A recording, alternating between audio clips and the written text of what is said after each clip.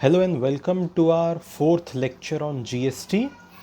In this lecture, we would be looking at the some basic introduction of GST. Of course, we have seen a model of working of GST. Now we will be taking plain points. Last classes में जो हमने model समझा था उसे ध्यान में रखते हुए अब ये जो पॉइंट्स हैं ये सिंपल प्रिंसिपल्स हैं, फीचर्स हैं, ये बहुत आसानी से समझ में आएंगे. तो now we will be looking at point by point features of GST. We would be looking at historical background of GST.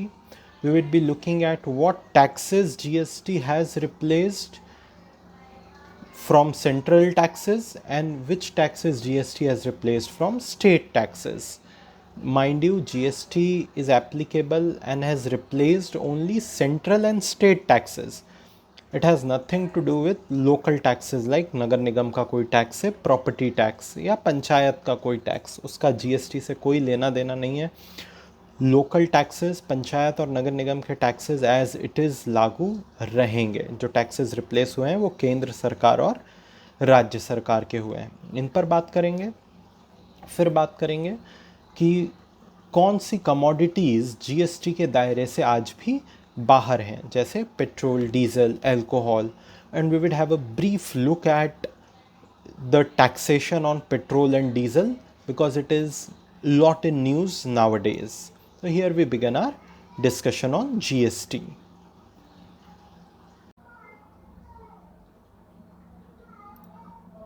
Now we'll begin. First of all, GST is an indirect tax. इस पर हमने बात करी है. How indirect tax? Because GST में point of impact और point of incidence अलग अलग हैं.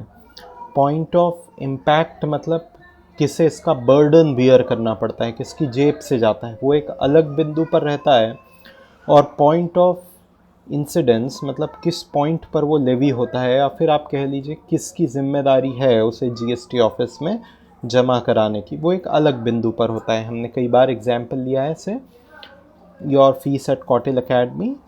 सो you are paying the fees and GST on it from your pocket, मतलब इम्पैक्ट आप पर है, लेकिन इंसिडेंस मतलब किस पॉइंट पर वो लेवी हो रहा है. कौटिल अकेडमी, किसकी जिम्मेदारी है उसे जीएसटी ऑफिस में जमा कराने की, that is Kautil academy. Impact और इंसिडेंस अलग अलग पॉइंट्स पर मौजूद हैं, इसलिए जीएसटी किस प्रकार का टैक्स है, इनडायरेक्ट टैक्स है. तो जीएसटी ने बाकी लगभग सभी, कुछ इनडायरेक्ट टैक्सेस को छोड़ दिया जाए तो लगभग सभी इनडायरेक्ट टैक्सेस को रिप्लेस कर दिया है. आगे, which is to be levied on the manufacture and sale. So GST is to be levied, कोई भी अगर वस्तु की मैन्युफैक्चरिंग होगी, जैसे हमने देखा कि रॉ वुड से फर्नीचर बन रहा था, मैन्युफैक्चरिंग हो रही थी, और इस दौरान कोई वैल्यू का एडिशन हो रहा है. 100 रुपये की वुड से 300 रुपये की कुर्सियाँ बन रही है, तो 200 रुपये का वैल्यू एडिशन हो रहा है, मैन्युफैक्चरिंग हो रही है, और इस मैन्युफैक्चरिंग पर सरकार जीएसटी लेवी कर सकती है. बिक्री हो रही है, अगर वैल्यू एडिशन भी नहीं हो रहा और सिर्फ बिक्री हो रही है, जैसे फर्नीचर रिटेलर ने मान लीजिए एंड कस्टमर को, कंज्यूमर को कुछ बेचा, इस बिक्री पर अब जीएसटी लगाया जा सकता है. पहले इसकी जगह पर बिक्री कर होता था, सेल्स टैक्स होता था, जो कि राज्य सरकार के अधीन था. And consumption of goods and services, अगर किसी वस्तु का खरीदारी के माध्यम से उपयोग हो रहा है, वस्तु का या सर्विस का. सर्विस का example, for example again the coaching institute, यहाँ पर कोई वस्तुओं का क्रय या विक्रय नहीं हो रहा, सर्विसेज का सेल हो रहा है और कंजम्पशन हो रहा है, टीचिंग की सर्विसेज का, तो इस पर जीएसटी लेवी करा जा सकता है. तो GST is a indirect tax levied on manufacture, sale and consumption of goods and services in India. तारीख एकदम इम्पॉर्टेंट है. 1 जुलाई 2017 से भारत में जीएसटी लागू हुआ था. इसका फ़ायदा, इसने जो मल्टीपल कास्केडिंग टैक्सेस थे या फिर टैक्स ऑन टैक्स की समस्या थी, उससे हमें निजात दी है. हमने पूरा प्रक्रिया एग्जाम्पल के थ्रू देख ली है. प्लस इसका दूसरा एडवांटेज कि वन नेशन वन टैक्स और वन मार्केट के कंसेप्ट को प्रमोट करता है. कैसे वन मार्केट, याद करिए हमने देखा था कि जब एक राज्य से दूसरे राज्य में वस्तुएं ट्रांसपोर्ट होती थी जीएसटी से पहले, तब जो डेस्टिनेशन राज्य है वहाँ पर आके वस्तुएं महंगी हो जाती थी। ये तो एक देश और एक टैक्स का कंसेप्ट नहीं हुआ, क्योंकि अंतर्राज्य व्यापार में ही प्राइसेस में बदलाव आ जाता था। लेकिन जीएसटी ने अपने इनपुट टैक्स क्रेडिट के सिस्टम से और इंटीग्रेटेड जीएसटी के माध्यम से, जिसका कि एक हिस्सा डेस्टिनेशन राज्य को दे दिया जाता है ताकि वो इनपुट टैक्स क्रेडिट या टैक्स रिफंड आप समझ लीजिए, वो व्यापारी को प्रोवाइड करता है, जिससे डेस्टिनेशन पर भी वस्तुओं की कीमत बढ़ने का औचित्य नहीं रह जाता है। That's why we say that GST has implemented the concept of one nation, one tax. अगला feature, it is a destination based taxation system. इस पर भी हमने बात करी है, क्योंकि जो इनपुट टैक्स क्रेडिट है आईजीएसटी के दौरान वो पहले सोर्स स्टेट को ट्रांसफ़र होता था, अब डेस्टिनेशन स्टेट को ट्रांसफ़र होता है। अगला फीचर कि it is value addition taxation system, मतलब जो टैक्स लगाया जा रहा है वो सिर्फ वैल्यू के एडिशन पर लगाया जा रहा है।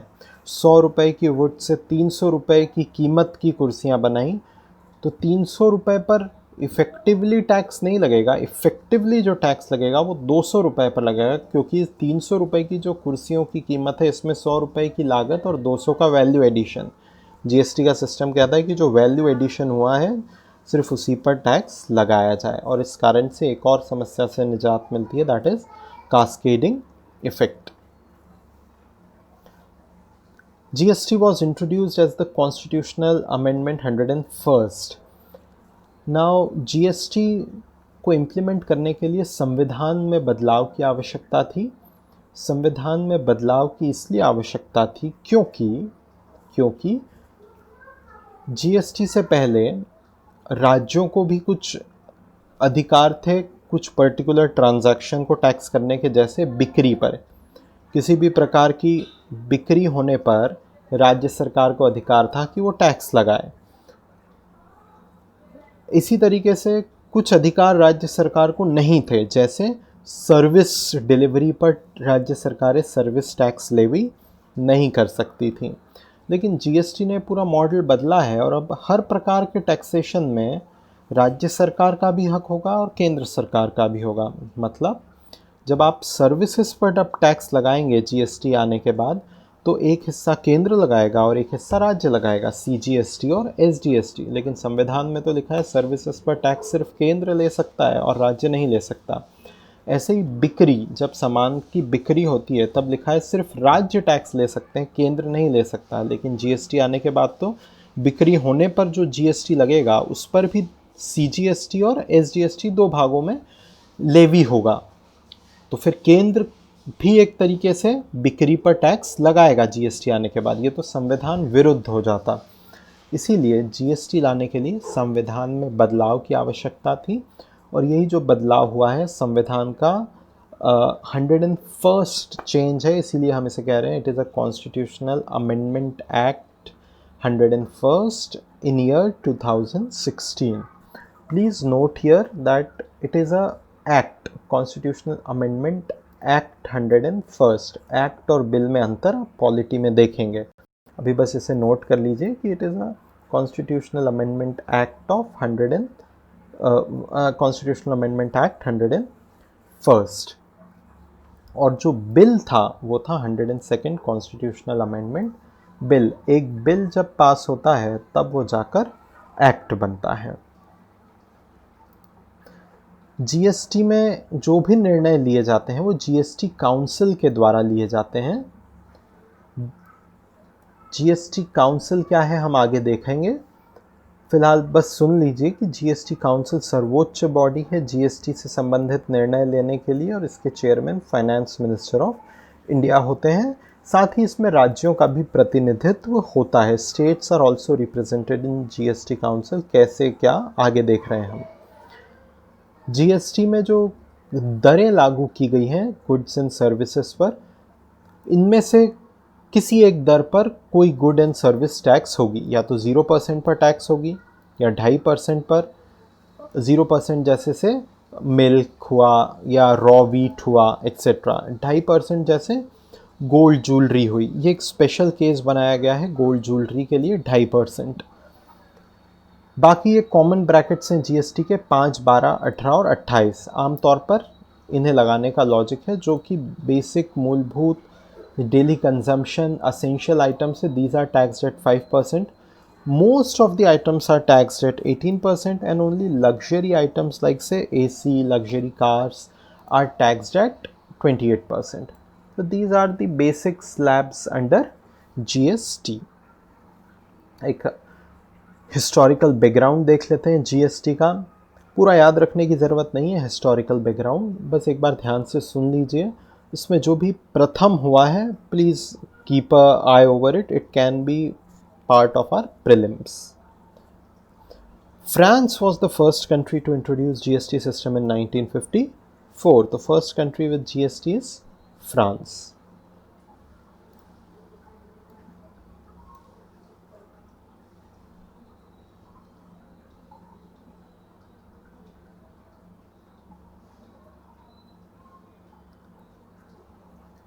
About 140 countries have implemented the GST currently.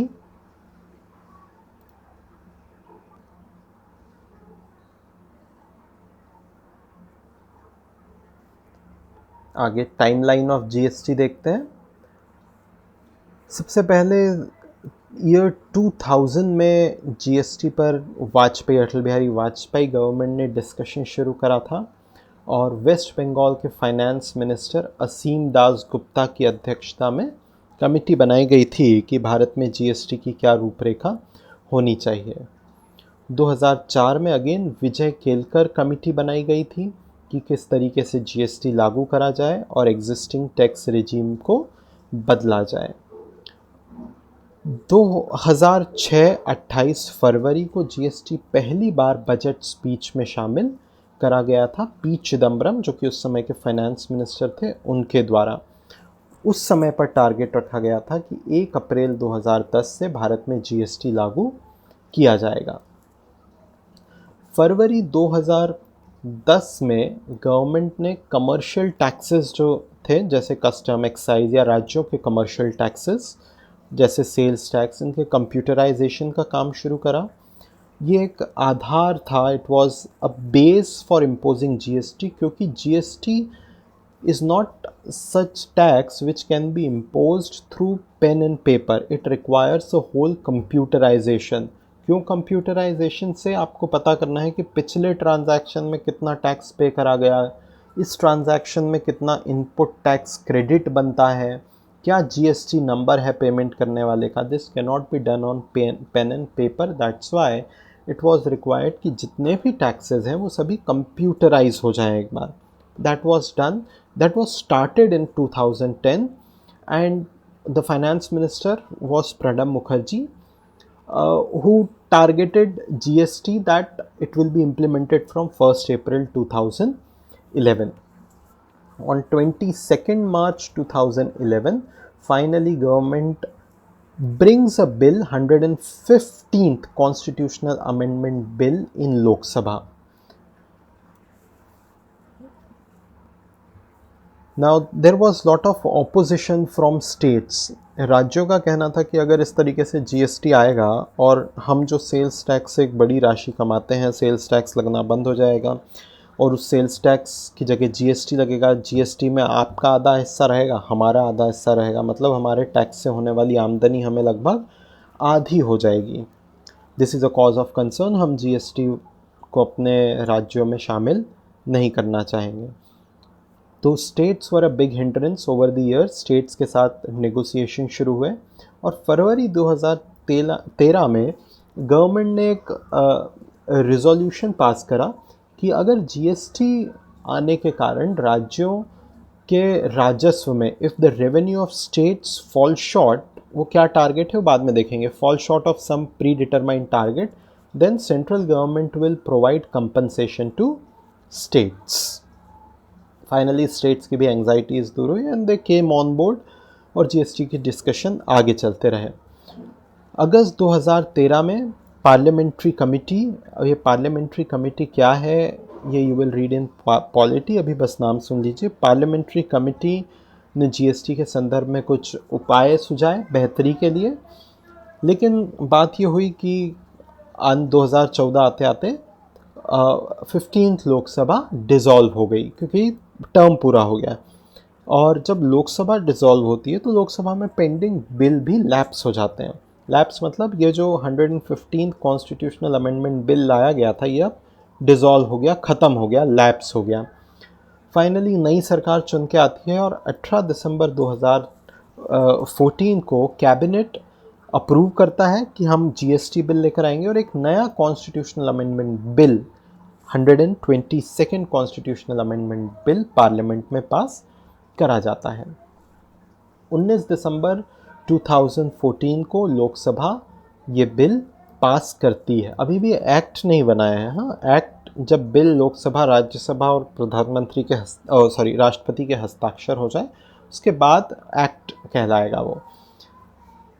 मई 6, 2015 को लोकसभा में पास होता है ये बिल। 19 दिसंबर को प्रेजेंट होता है, 6 मई 2015 को लोकसभा में पास होता है। फिर दूसरी स्टेप पे जाएगा मई 12, 2015 को राज्यसभा में। राज्यसभा की एक कमिटी इसे अब एनालाइज करेगी और अगस्त 2015 में बिल को राज्यसभा में पेश करा जाता है, लेकिन सरकार के पास राज्यसभा में बहुमत ना होने के कारण बिल फेल हो जाता है और पास नहीं हो पाता है। फाइनली सरकार अगस्त 3, 2016 में सभी राजनीतिक पार्टियों से विचार विमर्श करके, राज्यों की रीजनल पार्टी से विचार विमर्श करके राज्यसभा में इसे पास कराती है। And you might be aware कि एक constitutional amendment bill simple majority से पास ना होकर 2/3 मेजॉरिटी से पास होता है। तो 3 अगस्त 2016 Rajya Sabha passes the constitutional amendment bill. लेकिन यहाँ पर चूंकि ये बिल एक कॉन्स्टिट्यूशनल अमेंडमेंट बिल है, बात यहाँ पे ख़त्म नहीं होती। अगर इसे लागू होना है तो कम से कम 50% of the states should agree to it.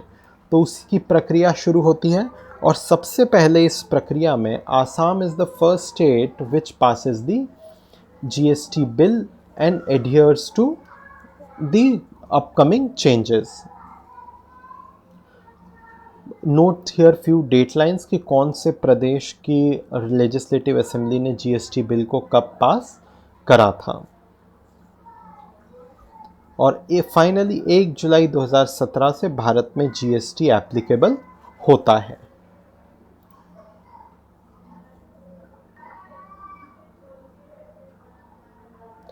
ठीक है, आगे बात करते हैं कौन से टैक्सेस हैं जो जीएसटी के आने के बाद रिप्लेस हो गए हैं। मतलब ऐसे कौन से टैक्सेस हैं जो अब ना लगकर उनकी जगहों पर जीएसटी लगता है।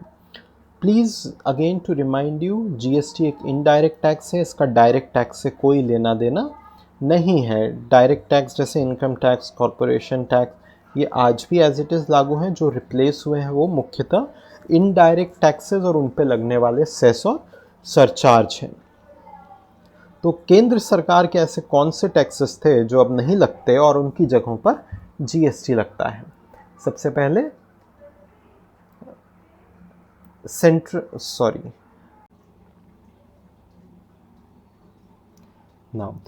पहले सेंट्रल गवर्नमेंट एक्साइज ड्यूटी जो कि मैन्युफैक्चरिंग पर लगती है वो लेवी कर सकती थी, और सर्विस का ट्रांजैक्शन जैसे कौटिल्य अकेडमी द्वारा दी गई सर्विसेज उस पर सर्विस टैक्स लेवी करती थी। या फिर से सर्विस टैक्स कुछ और एग्जांपल देख लीजिए, जैसे जब भी आप मोबाइल रिचार्ज करवाते थे पहले तो उस पर एक सर्विस टैक्स का अमाउंट लिखा आता था।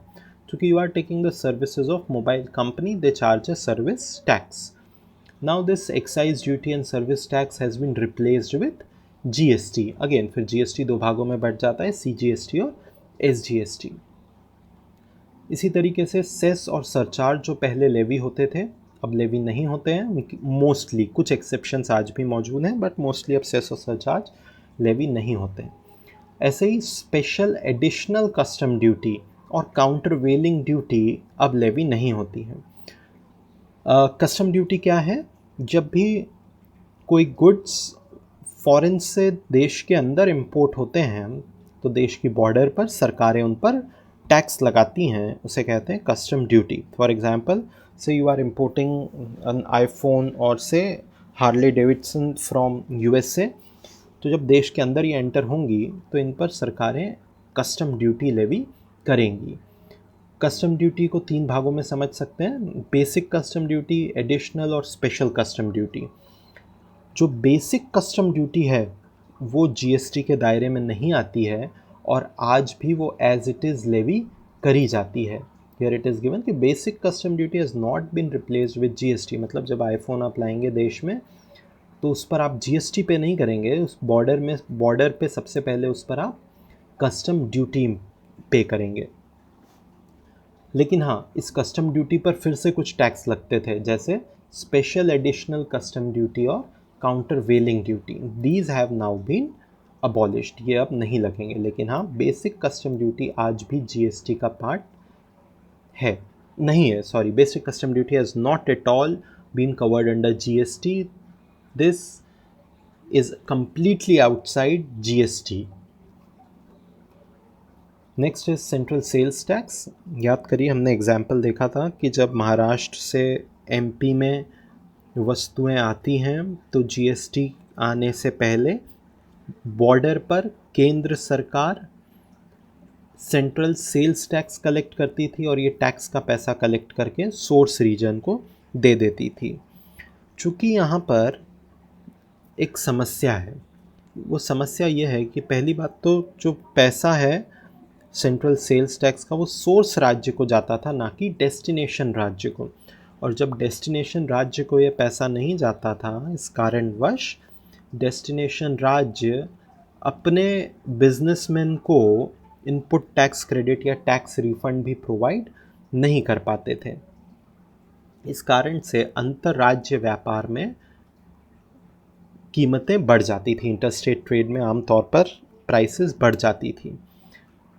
इसका निदान आईजीएसटी, अब सेंट्रल सेल्स टैक्स अबॉलिश हो गया है। बॉर्डर पर जो टैक्स लगेगा वो है आईजीएसटी, एक राज्य से दूसरे राज्य में ट्रेड होने पर जो टैक्स लगेगा वो आईजीएसटी हमने देखा है 2 हिस्सों का है, सीजीएसटी और एसजीएसटी। इन दोनों का सम, जो एसजीएसटी वाला हिस्सा है वो अब सोर्स स्टेट को ना जाकर डेस्टिनेशन स्टेट को दिया जाएगा, ताकि वो अपने व्यापारी को इनपुट टैक्स क्रेडिट दे और एंड कस्टमर तक इसका फ़ायदा पहुंचने की संभावना बनी रहे। एक और समस्या थी सेंट्रल सेल्स टैक्स में। क्या हो रहा है, मान लीजिए we will take one example of say Maruti has a say plant in Haryana. Now in Haryana Maruti is being manufactured now in Haryana Maruti is being manufactured, और मान लीजिए वो मध्य प्रदेश में आना चाह रही हैं। जीएसटी से पहले बनी बनाई मारुति जब मध्य प्रदेश में एंटर होंगी तो उस पर सेंट्रल सेल्स टैक्स लग जाएगा, चूँकि वो बिकने आ रही हैं किसी के लिए, तो उस पर सेंट्रल सेल्स टैक्स लगेगा। एक तरीके से ये मारुति के लिए और कस्टमर्स के लिए एक एडिड कॉस्ट थी। तो मारुति ने अपनी कॉस्ट कम करने के लिए, या किसी भी कंपनी ने इस तरीके से अपनी कॉस्ट कम करने के लिए एक तरीका खोजा कि हम प्लांट कहीं पर भी बनाएं, मैन्युफैक्चरिंग से हरियाणा में कर रहे हैं, लेकिन हम बिक्री होने से पहले ही, जब कस्टमर इनकी डिमांड करेगा उससे पहले ही कुछ नंबर ऑफ अपनी कार्स अपने वेयर हाउसेज़ में मध्य प्रदेश में भेज देंगे। जब वेयर हाउसेज़ में कार जाती हैं तब वो बिक्री के लिए नहीं जा रही, वो सिर्फ वहाँ रखी हुई हैं। तो वेयर हाउसेज़ में कार जब सिर्फ एक तरीके से स्टोरेज के लिए जा रही हैं, बिक्री के लिए नहीं जा रही हैं, तो उस पर फिर किसी प्रकार का सेंट्रल सेल्स टैक्स नहीं बनता, क्योंकि कोई सेल नहीं हो रही है। तो व्हाट मारुति स्टार्टेड डूइंग कि हर राज्य में एक वेयर हाउस बना दिया। अब किसी मध्य प्रदेश के निवासी को कार चाहिए तो वेयर हाउस से उठा कर दे दी, तो सेंट्रल सेल्स टैक्स तो लगने का कोई सवाल बनता ही नहीं यहाँ पर। तो इस तरीके से to save on central sales tax, an inefficient practice of establishing warehouse in various states was started. GST के आने के बाद चूंकि सेंट्रल सेल्स टैक्स अबॉलिश हो गया है, अब इस तरीके से आपको इनएफिशिएंट तरीके से हर राज्य में अपने वेयर हाउस बनाने की ज़रूरत नहीं रह गई है. So central sales tax now has been abolished.